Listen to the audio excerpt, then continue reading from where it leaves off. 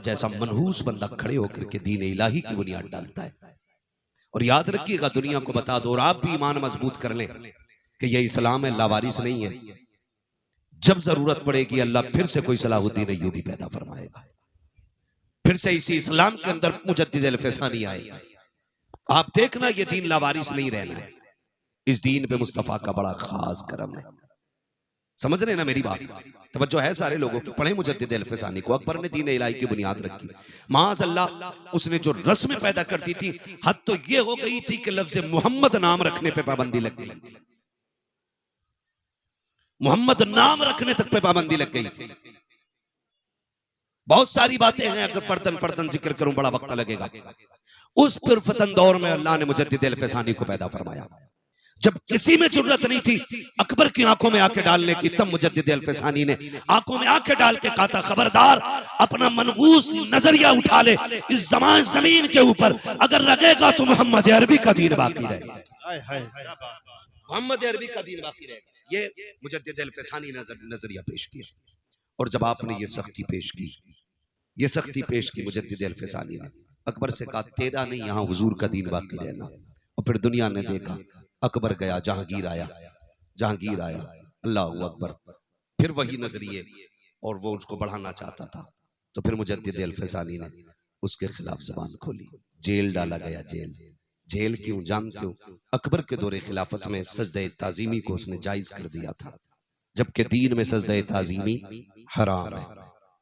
ठीक है जी, इस उम्मत में सजदे ताजीमी बोले हराम है। आज जो पीर सजदे करवाते हैं ये खुल्लम खुल्ला हराम कर रहे हैं। और अगर इबादत का नजरिया हो तो फिर कुफ्र है। तो उसने सजदे ताजीमी की इजाजत दे रखी थी। मुजद्दिद अल-फसानी ने कहा नहीं हो सकता है, हम सजदा सिर्फ अल्लाह को करते हैं, बेशक बाकी किसी को सजदा नहीं करते। उसने कहा यार इसका एक बार सर झुक जाए, थोड़ा ही झुकवा दो, फिर कौम के लिए दलील बन जाएगा कि मुजद्दिद अल-फसानी ने सजदा कर लिया। मैं बताऊं एक तरकीब। कहा, उसने कहा चौखट छोटी कर दो। जब आएंगे ना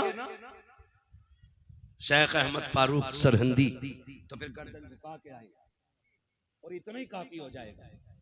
लेकिन दीवाने की नजरों को जहां देख रहा है, दीवाना खुदा जाने कहां देख रहा है। चौखट छोटी कर दी गई। मुजद्दिद अल-फसानी समझ गए कि ये चौखट छोटी क्यों हुई है। अल्लाह वाले भी अल्लाह वाले होते। लोग पहले सर बढ़ाते तो झुकना पड़ता, आपने पहले पैर बढ़ाया, सर सीधा रखा, अंदर आ गए। उसने देखा लो सर फिर भी नहीं झुका, उसे आया गुस्सा, उसने कहा जेल में डाल दो।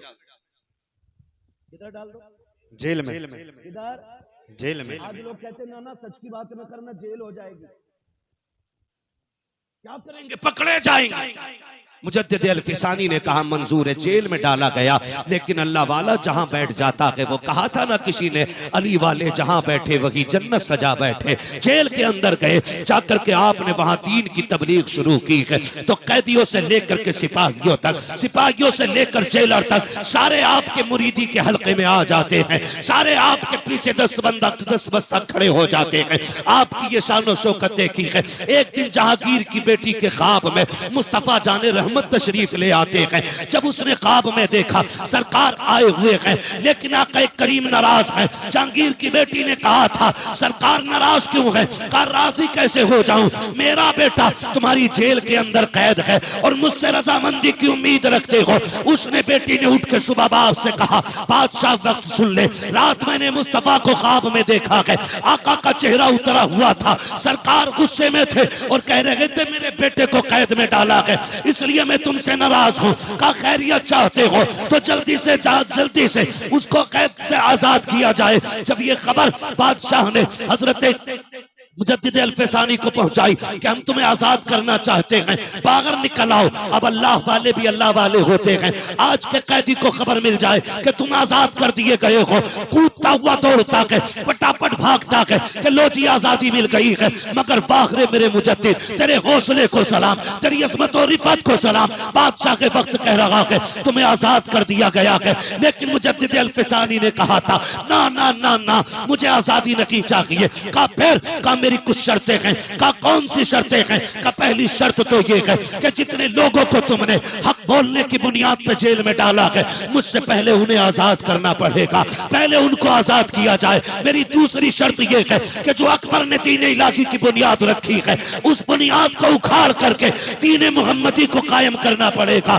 बादशाह परेशान हो गया। उसने कहा इसके अलावा कहा ये शर्तें पूरी करो तब मुझे आजादी चाहिए, वरना मैं नहीं आ सकता। उधर जहांगीर के सामने मुस्तफा का चेहरा भी था, इधर बादशाह के वक्त के सामने मुजद्दिद अल-फसानी की शर्तें थी। उसको झुकना पड़ा और ये कहना पड़ा। बादशाह ने कहा था ओ मोहम्मद अरबी के गुलाम आजा, कुर्सी तो मेरी है लेकिन हुकूमत आज से इस जमीन पे तेरी चलाई जाए। सुभान, नारे तकबीर, नारे तकबीर, नारे रिसालत, नारे रिसालत, उर्से मुकद्दस, नारे तकबीर। सारे बंदों पे जिम्मेदारियां हैं दीन की, सारे अपनी जिम्मेदारी समझे। जहां जितना जिसका काम पड़ जाए और जितना हुजूर के दीन के काम कोई आ जाए, बस उतना ही अपने आप को खुश नसीब समझे। ये नहीं है कि आप हज करके आ रहे हो, 3 हज करिए, कह रहे अल्लाह का शुक्र है मौलाना इस साल में 6 उम्रे करें, 6 नहीं 8 कर ले। लेकिन अगर तेरे पड़ोस में कोई गरीब भूखा सो रहा है तो बता तेरे उम्रों का क्या बनेगा? मुझे बताना, अगर तेरे पड़ोस में कोई यतीम बच्ची गुर्बत की बुनियाद पे जिसके बाल सफेद हो गए, तो अल्लाह कयामत में तेरे उम्रों पे तुझे जन्नत का टिकट देगा। तुझसे पूछा नहीं जाएगा तेरे पड़ोस में एक बच्ची बूढ़ी हो गई थी, बाप नहीं था, यतीम थी, तो बताओ हिसाब कैसे बनना है? इन वलियों के आस्थाने पे आने का फायदा यह है कि हम इनकी जिंदगी को अपनी जिंदगी के साथ मिला करके देखें कि हमारी जिंदगी में और इनकी जिंदगी में कितना बड़ा फर्क है। मजार सबके नहीं बनते, मजार उनके बना करते हैं जो रब रसूल के मोहब्बत में दुनिया से बेपरवाह हो जाते हैं, जो अल्लाह और उसके रसूल के हो जाते हैं। मजार उनके बना करते हैं, मजार उनके बना करते हैं। नौजवान मेरे सामने बैठे हैं, गुजारिश है मेरी आपसे, रवैये अच्छे कर लें, हुजूर के दीन की मदद करें और जितना जिससे हो सके हुजूर के दीन के साथ खड़ा हो। ये आज की सबसे बड़ी जरूरत है। और आखिरी बात कह दूं, अपनी सफों में मोहब्बतें पैदा करो, झगड़ों से निकलो, इत्तेफाक पैदा करो। ये जो मेड़े काट काट के लड़ाइयां मार रखी है ना, ये जो बीघे और बीसों के झगड़े बंद कर दो। आज तक कभी किसी का भला पूरा नहीं हुआ है। बेशक 100 बीघे वाला भी गज भर कब्र में लेटा है, 2 बीघे वाला भी लेटा है।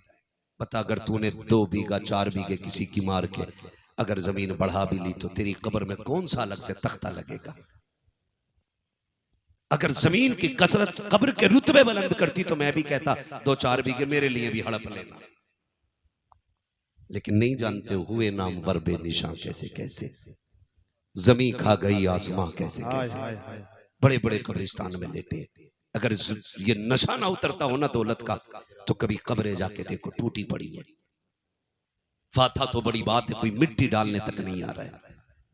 कई कब्रों के तख्ते दिख रहे और कई कब्रों में हड्डियां नजर आती हैं। कभी कब्रिस्तान जाओ, क्या वो हमारी तरह नहीं थे? क्या उनके जमीन पे घर नहीं थे?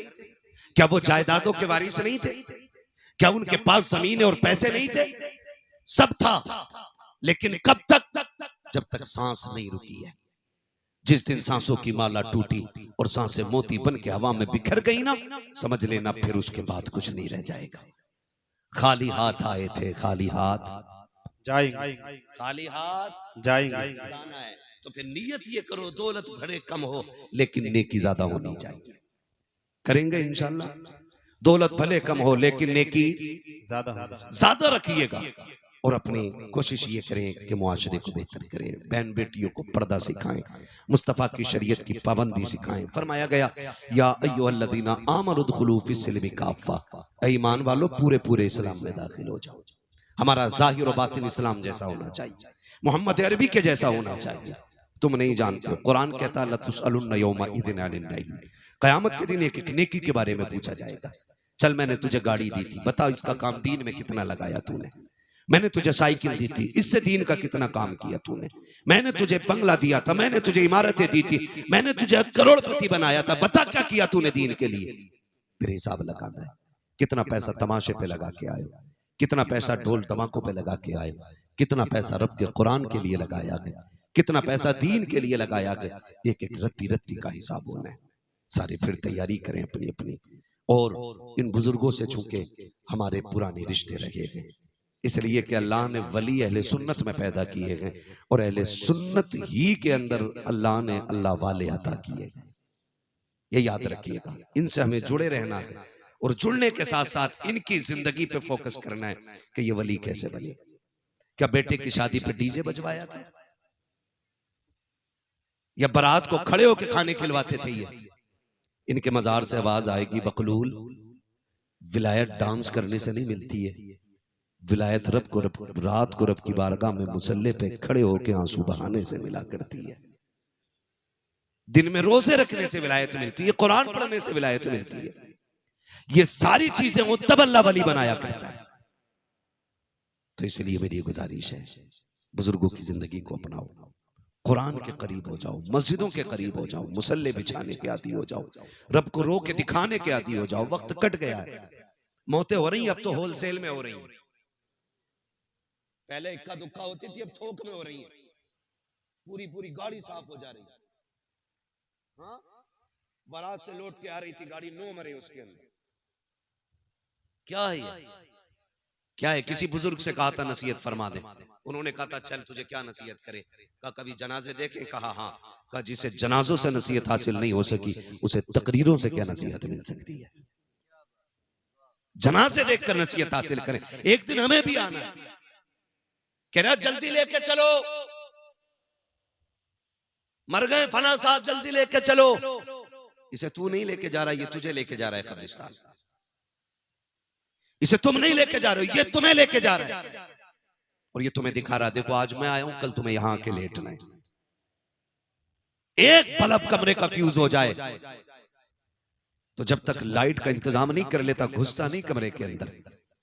वो कब्र वो ठिकाना जहां कोई कुमकुमा भी नहीं है, एक चिराग भी नहीं है।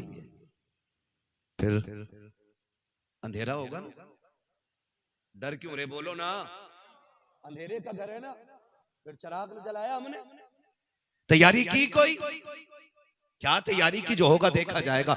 मौलवियों की बातें ऐसी रहती हैं, मस्जिद से निकल के कह रहा सब ठीक है लेकिन इमाम साहब का पैर हिल गया था, इमाम साहब की किरात सही नहीं है, मजा नहीं आ रहा। मजा ये मस्जिद से निकल के कह रहा, जिसे बिस्मिल्लाह याद नहीं वो इमाम की किरात को गलत कह रहा। हाँ, और मालूम है ये क्या क्यों रहा है? मजा नहीं आ रहा। इसके बेटे की फातिहा में इमाम साहब लेट हो गए, इसलिए झगड़ा निकाल के कह रहा है नहीं नहीं इमाम साहब की किरात अच्छी नहीं है। अगर इससे पकड़ के पूछ लो ना दुआए कुनूत सुना, तो कह रहा पता नहीं जी दुआए कुनूत होती क्या है। अगर इससे पूछो ना उम्मत किसकी है, तो कह रहा भूरों के मोहल्ले में रह रहा हूँ, इसे उम्मत तक की तमीज नहीं है। उलमा पे उंगलियां उठाने वालों, हाथ जोड़ के तुमसे कहता हूँ खुदारा अपने उलमा का एहतराम करना, अपने इम्मा के खिलाफ मत जाना। जो कौम अपने रहनुमा के खिलाफ जाया करती है उसकी दुनिया भी बर्बाद कर दी जाती है, आखिरत भी बर्बाद कर दी जाती है। कह रहा तैयारी पूरी है, जो होगा देखा जाएगा। कब्र के सवाल जानते हो कितने सवाल होने कब्र में? कितने? इनकी उंगली देख के ना बताओ, हो सकता है मैं इनके इशारे से इत्तेफाक ना रखता हूं। कितने सवालों ने? 3 होने। तैयारी तो फिर पक्की हो गई होगी। हाँ बहुत अच्छे। कह रहा मौलाना हम यहाँ उर्दू बोलते हैं, कब्र में अरबी कैसे बोलेंगे? मैंने कहा यहीं सीख ले मेरे भाई, अल्लाह की तौफीक से अल्लाह जब आसानी फरमाएगा तो सब समझने लग जाएंगे, सब समझने। मगर बहरहाल तैयारी भी करनी है, तैयारी भी करनी है। इंतकाल होते हैं, मैयत होती है तो लड़का खड़े होकर कह रहा हमारे अब्बा पे किसी का कर्जा हो तो माफ कर दियो, और लड़के को भी बता 3 बीघे हमारे अब्बा नीरी बेईमानी की जोत रहे।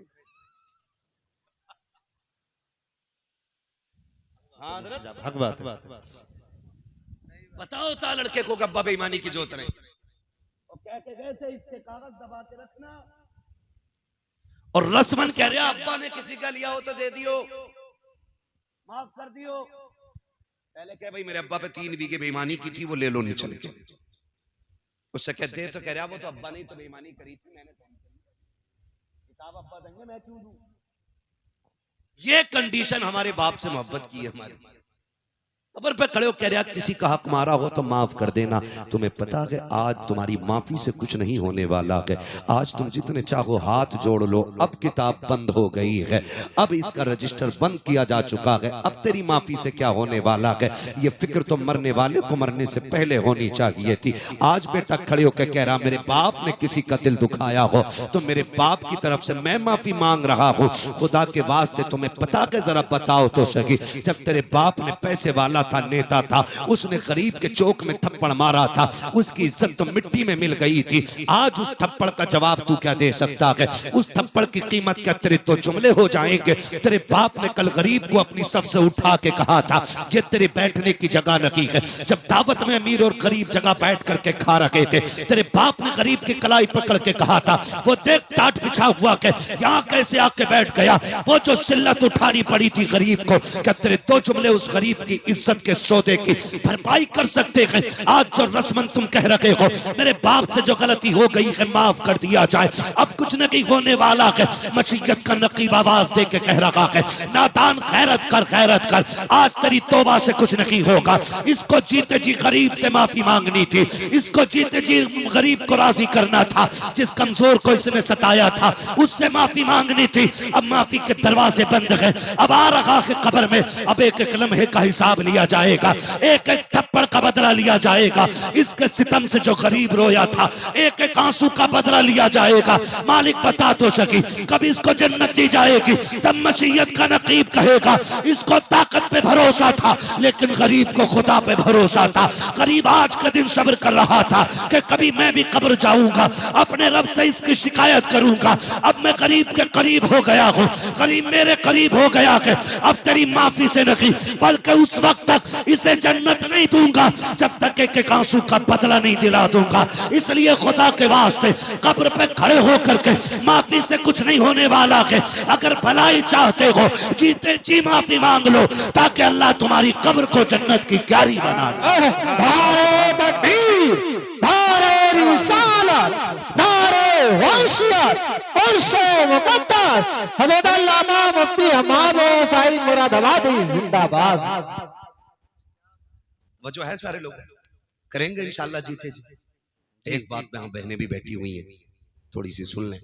मैयत का वक्त आता ना, मरने के बाद मरवे के कपड़े खसोट लेती है, हाय जी माफ कर जाओ, मरने के बाद उसके कपड़े फाड़ रही है। जो गलती हो गई माफ कर दो मेरी बहन मेरी बेटी, अब तो वो मर चुका है, अब जितना चीखना चाहे चीख ले, कुछ नहीं होने वाला है। काश ये माफी तूने उसकी जिंदगी में मांग ली होती। शोहर से मरने के बाद माफी औरतें पकड़ के लाती हैं, पैर चूम ले। जिसने जिंदगी में कभी शोहर के हाथ नहीं चूमे, मरने के बाद पैर चूम रही, दम निकलने के बाद कह रही है माफ कर दिया जाए। मेरी बहन बेटी सुन, तू कितनी शर्फ वाली है तू जाने या खुदा जाने, लेकिन कायनात में एक बहुत बड़ी शर्फ वाली जात को सैयदा कायनात खातून जन्नत फातिमा ज़हरा कहा जाता है। मेरी बेटियों अपनी जिंदगी को जरा देखें और खातून जन्नत की जिंदगी को देखें। खातून जन्नत की वो जात है जिसने शोहर से पूरी जिंदगी कभी ऐसा सवाल नहीं किया जिसको लेकर के शोहर परेशान हो जाता। जब सैयदा कायनात के विसाल का वक्त आया ना, तो कहती है अली दो बातें सुन ले। हजरत अली ने कहा था क्या बात है? झोली फैला के कहा था अली आज फातिमा कुछ मांगना चाहती है। तब मौलाए कायनात ने कहा था खातून आज तक कुछ मांगा नहीं, मांग। झोली फैला के कहती हैं अली कोई गलती हो गई हो तो माफ कर दिया जाए। ये जुमले खातून के थे, जौजा के थे हजरत अली के, और आंसू हजरत अली के निकल आए। आप कहते हैं कैसी बात कर रही हो, जितने साल मेरे साथ गुजारे कभी शिकवा जबान पे नहीं आया, आज तक कोई दुख नहीं पहुंचा मुझे, किस चीज की माफी मांग रही हो? तो खातून जन्नत ने कहा अली हो सकता है कभी तुमने मुझे खाना बनाने का हुक्म दिया हो, मुझे बनाने में देर हो गई हो, कभी तुमने कपड़े उतार के धुलने को कहा और मुझे धुलने में देर हो गई हो। अली हो सकता है कोई काम का तुमने हुक्म दिया हो और मुझे करने में देर हो गई है, इसलिए अली आज मैं उसकी माफी चाहती हूँ। हजरत अली रो देते, कहते फातिमा तू माफी ना मांग, आज अली को माफ कर जा। कहा फातिमा आप मेरे शौहर है, मेरे सरताज है, मुझे शर्मिंदा ना करें। कहा क्यों? मुझे डर लग रहा है कहीं ऐसा ना हो मुस्तफा खड़े हो और खदीजतुल कुबरा भी हो और फातिमा तुम भी हो, कहीं ऐसा ना हो हुजूर मुझसे पकड़ के कहे मेरी बेटी फातिमा पूरी जिंदगी तेरे घर पेट भर के खाना ना खा सकी। अगर ये बात हुजूर ने कहती तो मैं क्या जवाब दूंगा? फातिमा तू बता, तू भी मुझसे राजी है कि नहीं? मैं अपनी बहनों बेटियों से कहना चाहूंगा, बहनों बेटियों जिंदगी 4 दिन की है, जवानी 30 साल की है, ये रंग बिरंगी जिंदगी के 30 साल है, इनको गुजरने में वक्त नहीं लगता है। इंतजाम अंजाम आखिर मौत है, ठिकाना आखिर कब्र है। मेरी बेटी ये 30 साल संभल के गुजार ले, सिर्फ 30 साल संभल के गुजार ले, और फिर शोहर के साथ साबिरा और शाकिरा होके कब्र में आ। तेरी कब्र पे अजान ना भी पड़ी जाएगी, अगर तू साबिरा बन के कब्र तक आएगी तो रोशनी का इंतजाम करके जन्नतुल बकी से खातून जन्नत फातिमा ज़हरा आ जाएगी। ये हर बेटी से मेरी गुजारिश है कि अपने शोहर का एहतराम करे। हर भाई से मेरी गुजारिश है जीते जी अपने भाइयों से माफी मांग लें, वरना ऐसा ना हो कि मौत आ जाए और हमें माफी मांगने का वक्त ना मिल सके। मैं अक्सर एक बात कहता हूँ, उजाले अपनी यादों के हमारे साथ रहने दो, न जाने किस गली में जिंदगी की शाम हो जाए। अल्लाह हमें हुजूर की जिंदगी के वो रोशनी अता करे कि जिस रोशनी में हम अपनी जिंदगी को हुजूर की जिंदगी की रोशनी के मुताबिक गुजारने की कोशिश करेंगे इंशाअल्लाह। माफ करेंगे एक दूसरे को इंशाअल्लाह, अच्छी रखेंगे इंशाअल्लाह। अगर रिस्क में तंगी आएगी, ब्याज लोगे नहीं, रिश्वत लोगे नहीं, हराम लोगे नहीं, अगर तंगी आ जाए मुसल्ला लेंगे, मस्जिद की तरफ जाएंगे इंशाअल्लाह। और जब दुनिया सोती होगी मुसल्ले बिछाएंगे, वो झोली फैला के कहेंगे या करीम या रज़ाक तेरी चौखट पे आ गए भर दे झोली। खुदा की कसम एक बार मांगोगे अल्लाह 7 पुश्तों के रिस्क का इंतजाम। सुभान अल्लाह, बेशक फरमाया गया या अय्युहल्लज़ीना आमनु उदखुलू फिस्सिल्मि काफ़ा, ईमान वालों पूरे पूरे इस्लाम में दाखिल हो जाओ। अल्लाह हमारी नस्लों को मसलक आला हज़रत की रोशनी में जिंदगी गुजारने की तौफीक अता फरमाए और हमें हमारे बुजुर्गों के फयूज़ व बरक़ात से माला माल फरमाए। हम अपने मज़ारों पर इसी तरह उर्स करें कि महफिलें इनकी हों, तज़किरे मदीने वाले मुस्तफ़ा के होने चाहिए। ऐसी ही खूबसूरत महफिलें सजाएं, और जो लोग भी ऐसी महफिलों में जाते हैं जहाँ पे तमाशे हों, ढोलक हों, वो रातें बर्बाद करके आते हैं, ज़िंदगी तबाह करके आते हैं। अल्लाह हमारे नौजवानों को अक्ल सलीम अता फरमाए और हमारे मज़ारों के सज्जादगान को इसी तरह की समझ और इसी तरह की सूझबूझ अता करे कि उनके मज़ारों पे दुनिया भी तमाशे नहीं, मदीने वाले के जिक्र की महफिलें सजती रहे। बस जो हुए अगलात उनको माफ फरमाए रब्बे कायनात। जिंदगी ने दिया साथ, फिर होगी मुलाकात, चमन रहा फूल खिलेंगे, जिंदगी रही फिर मिलेंगे, मुसाफिर हम भी मुसाफिर हो तुम भी, किसी मोड़ पर फिर मुलाकात होगी। सारे लोग कलमा शरीफ पढ़ लीजिए, ला इलाहा, और जोर से ला इलाहा इल्लल्लाहु मुहम्मदुर रसूलुल्लाह। हज़रात किराम कुछ लोगों ने मुझसे फरमाइश की थी सिर्फ 2 अशार पढ़कर, और इंशाअल्लाह मुस्तफा जाने रहमत पे लाखो सलाम शम्ए। 1 मिनट रुक जाइए, सारे लोग मेरे साथ इस्तग़फ़ार पढ़ लें। ऐसी भी क्या जल्दी है भाई, 2 मिनट रुक जाइए। सारे लोग कलमा शरीफ पढ़ लें, ला इलाहा इल्लल्लाहु मुहम्मदुर रसूलुल्लाह।